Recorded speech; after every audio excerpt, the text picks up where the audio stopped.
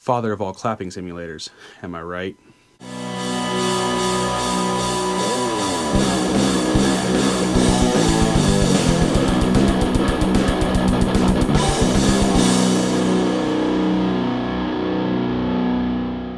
Father of All is the most recent album to come to you from your favorite local pop punk band, Green Day, if you're from the Bay Area like myself. Released on February 7th, 2020. I, as many of you, have a long history with Green Day. Growing up hearing Longview, Good Riddance, Brain Stew, all back on KSJO, just playing all the time back in the good old days. God, I miss KSJO. Being a teenager when American Idiot came out, I loved it. I loved half of it. Half of it was great rock music, other half was way too Broadway-y for my taste. You can see where this is going. 21st Century Breakdown comes out, and I hated it.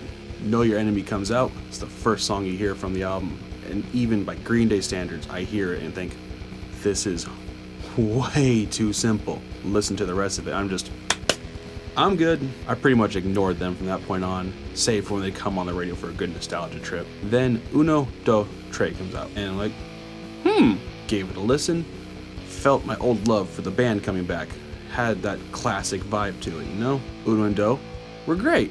Tre was okay, just straight rock and roll songs with some memorable tracks. If you haven't checked them out, I highly recommend you at least check out Uno. That to me is the best one of the three. So, how is Father of All? Let's find out.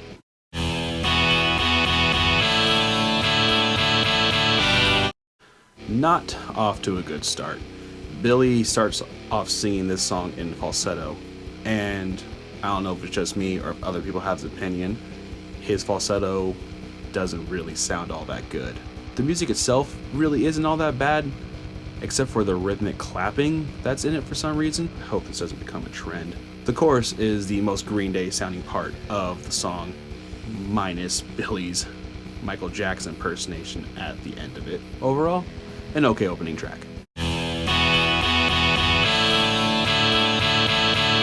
It's going to be a trend, isn't it? The clapping takes away from what would be a pretty good follow-up to the opener. Honestly, this probably should have been the opener. Fire off the line, so to speak. Lyrics are fun, easy to see a crowd singing along with it, especially in the chorus. Tweak some things, remove some other things, and you have a pretty solid rock song.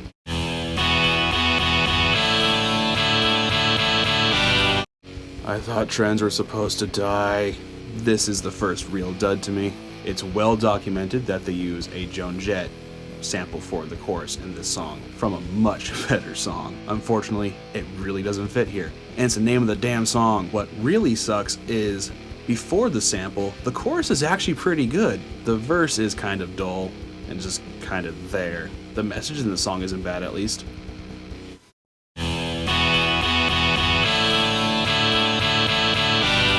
This track sounds like it could have been a love montage scene in a Hallmark movie. Upbeat, bubblegum, but not too offensive. Not my type of music, but it's still fun. Don't be surprised to hear this in an upcoming movie in the scenario I explained earlier.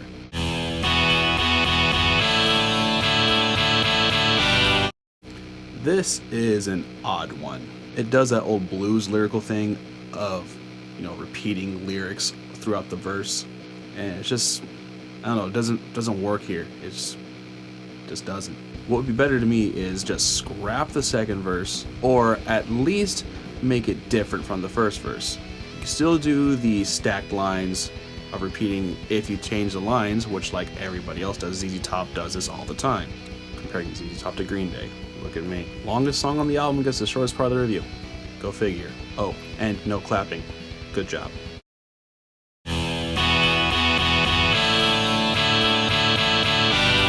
Okay, here we go. This is much more like it. This is the song I was waiting for. Upbeat, bluesy style riff, kind of like if the Beatles stayed up-tempo. The song really pays tribute to the Beatles, which brings me to my next point. This is how you do clapping tastefully. They did the whole live crowd thing in the recording, and when you do that, and you have more of an acoustic sounding clap, when you do that, it sounds much more natural and less distracting from the song itself. This song is a joy from start to finish, and thankfully from here on out, it's pretty smooth sailing, for the most part.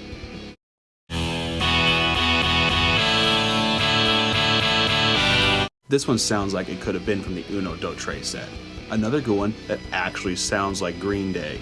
I wish there was more along this style. I get that they're going for a rock history lesson, but let's be frank. We all use history for nap time.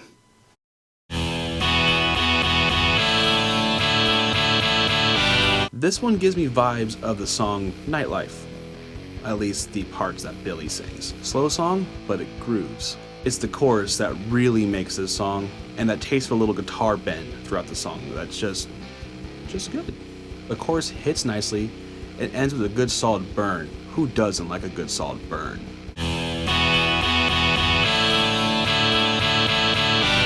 Love the western opening to this one. Now I'm gonna play RDR. Music stops to vocal guitar harmony almost always works. And in this case, it does. Song is high octane, classic rock sounding riff that sounds like Dave Grohl stood in to perform it. It's just good. Take the Money and Crawl is a clear play on Take the Money and Run, but makes for a good line that lends itself well to the chorus. This is also the track that definitely earned the album its parental advisory.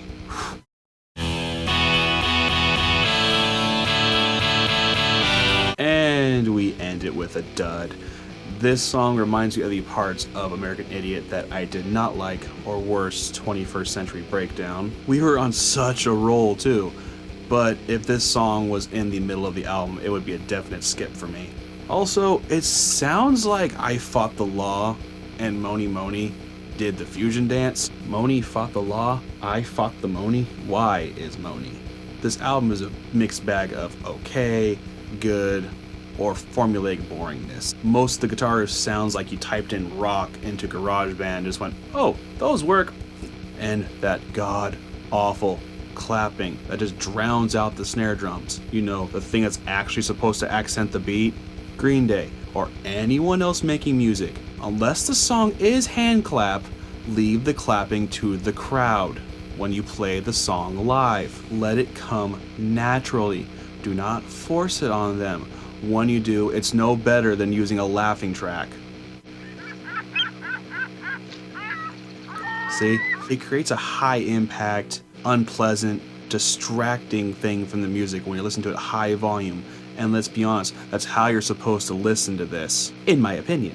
Remove it from here, or at least use much more sparingly, would have been so much better.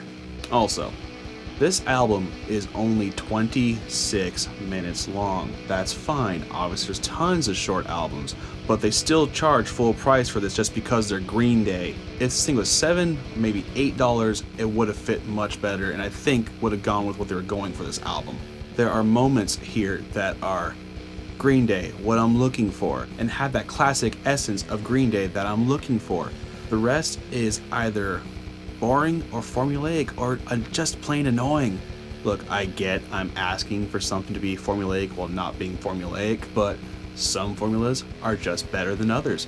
Just add that chemical X. All things considered, this album is just meh.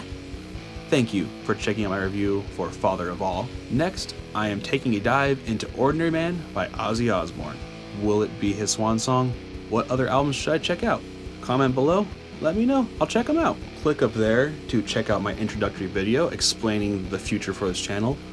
Click up there to check out my EP in all of its MIDI gloriness. Click here to subscribe if you want.